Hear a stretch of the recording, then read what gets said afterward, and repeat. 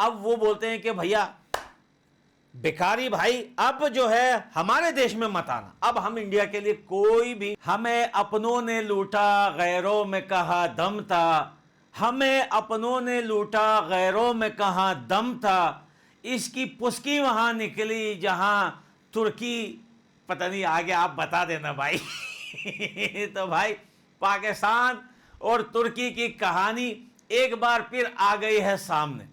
ترکی نے کچھ ٹائم پہلے پاکستان کے لیے بہت ساری باتیں کہی تھی انڈیا کو مینشن کر کے، لیکن کشمیر میں جو چل رہا ہے پچھلے کچھ ٹائم سے، اس کو لے کر پاکستان نے کئی بار ترکی کو چھیڑا ہے کہ وہ کچھ بولے، لیکن ترکی آج بول پڑا۔ آپ کو ثبوت ایویڈنس کے ساتھ دکھاؤں گا، آپ خود بھی سرچ کر سکتے ہیں، لیکن اس سے پہلے دوستو پاکستان جو ہے وہ ایک دم ہر آئے روز جو ہے وہ اکیلا پڑ رہا ہے۔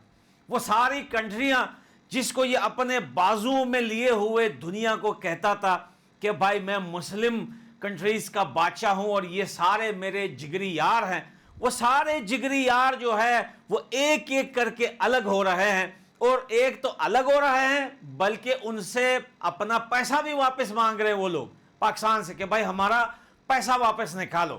جیسے یو اے ای نے 24 گھنٹے کے اندر یو اے ای نے پاکستان سے اپنا پیسہ وصول لیا ہے۔ اب قطر اور چائنا نے بھی مانگے، اس پہ بعد میں چرچا کریں گے۔ سب سے پہلے پاکستان نے انوائٹ کیا تھا ترکی کو پاکستان کے اندر، کچھ مہینے پہلے ڈیلیگیشن گئی تھی ان کی ترکیہ، اور وہاں پر جو ان کے آفیشلز تھے اس ڈیلیگیشن سے ملنے سے انکار کر دیا تھا کہ بھائی ہم اس ڈیلیگیشن سے نہیں ملیں گے۔ انہوں نے کہا ہم بڑے بزی ہیں، اور پاکستان جو ہے شرم کے مارے وہ ڈیلیگیشن واپس پاکستان آئی۔ اس ڈیلیگیشن کے جانے کا مقصد کیا تھا؟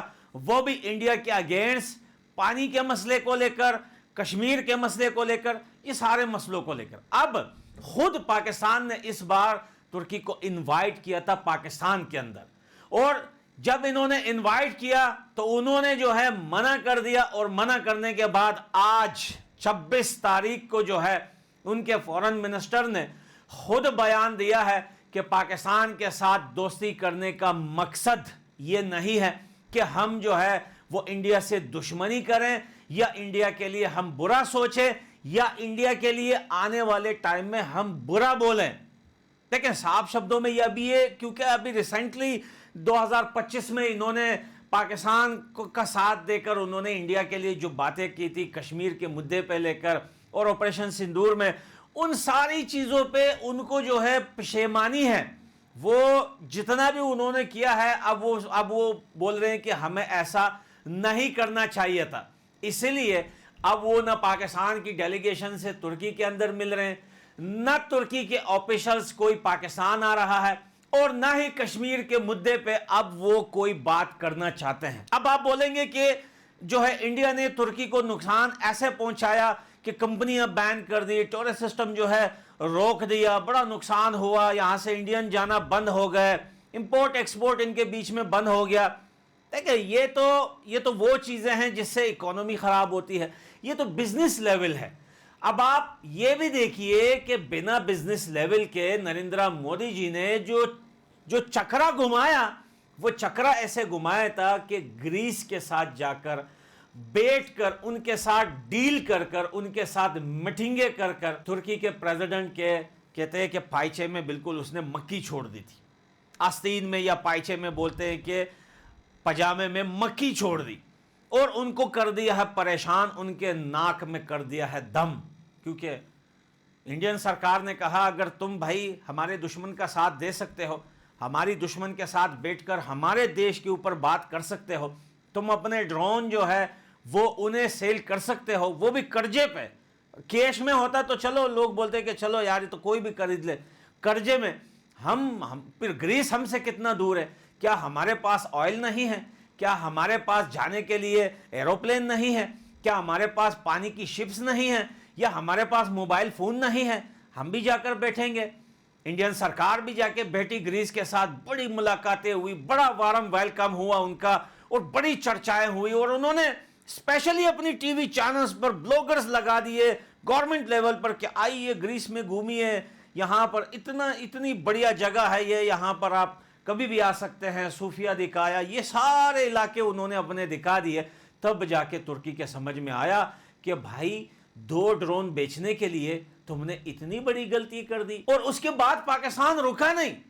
पाकिस्तान में अगर पानी बंद होता है तो ये तुर्की के पास भागता है, अगर सैलाब आ जाते हैं, फ्लड आ जाता है तो ये तुर्की के पास भागते हैं, अगर कश्मीर का मसला होता है तभी अब तुर्की के पास। अब वो बोलते हैं कि भैया बेकारी भाई अब जो है हमारे देश में मत आना, अब हम इंडिया के लिए कोई भी लफ्ज जो है नहीं बोलेंगे और कभी भी तुम्हारा साथ देकर इंडिया के अगेंस्ट नहीं जाएंगे। हाँ वो बात अलग है, अगर डायरेक्टली इंडिया वर्सेस तुर्की हो जाए वो बात अलग है, लेकिन तुम्हें लेकर हम कभी बात नहीं करेंगे। और आज हमारी ये वीडियो मैंने आप इसी चैनल पर नीचे जाकर देखी है, मुश्किल से हफ्ता भी नहीं हुआ होगा, मैंने 1 या 1.5 हफ्ते पहले एक वीडियो बनाई थी जिसे पाकिस्तानी बोल रहे थे ये फेक न्यूज है। अच्छा, अगर ये फेक न्यूज है तो इसी न्यूज के रिलेटेड आज तुर्की का फॉरेन मिनिस्टर ये बयान क्यों देता, ये आर्टिकल क्यों छपते हैं आज? क्या ये न्यूज उससे रिलेटेड नहीं है? बिल्कुल रिलेटेड है, क्योंकि पाकिस्तानी मीडिया जो है वो ये चीजें छुपाता है। उन्हें शर्म आती है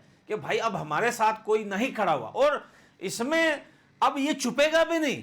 चाइना जो पाकिस्तान को अपनी औलाद मानता है और पाकिस्तान उन्हें अपना बाबा जान मानता है, अब वो भी जो है लोन लेने के लिए सामने आ गया। ने कहा भाई हमारे भी पैसे रेडी रखो, तुम्हारा पेट तो भरता नहीं है यार, तुम तो आर की तरह कभी किसी के आगे हाथ फैला के मुंह टेढ़ा करके मांग लेते हो। $10 बिलियन मांग लिए तुमने यूएसए से, हम तुम्हारे पेट में तुम्हारे मुंह में निवाले डाल रहे हैं, भर रहे हैं, तुम्हारा पेट नहीं भरता। इतना पैसा जाता कहां है भाई? किसी को तो लोन दिया नहीं तुम लोगों ने, जिससे ले रहे हो खा रहे हो, जिससे ले रहे हो खा रहे हो। असल में ये पैसा पाकिस्तान में कहां जा रहा है ये सोचने की बात है। इस देश से लोन लेके भाई हमारे खजाने खाली हो रहे हैं।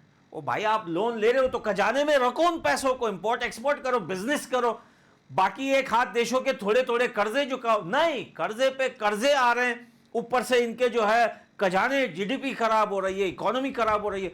पैसा जा कहां रहा है समझ में नहीं आ रहा। ये पैसा कहां जा रहा है? ये पैसा आसिम मुनीर के पॉकेट में जा रहा है। ये पैसा उन लोगों पे लग रहा है जो आसिम मुनीर ने स्पेशली अपने हिफाजत के लिए पाले हुए हैं, अपनी सरकार या अपनी कुर्सी को बचाने के लिए ये पैसा लगाता है। और जिस दिन इसने जाना होगा, ये इसने प्रॉपर्टियां खड़ी कर दी बाहर देशों में, ये आराम से निकल जाएगा।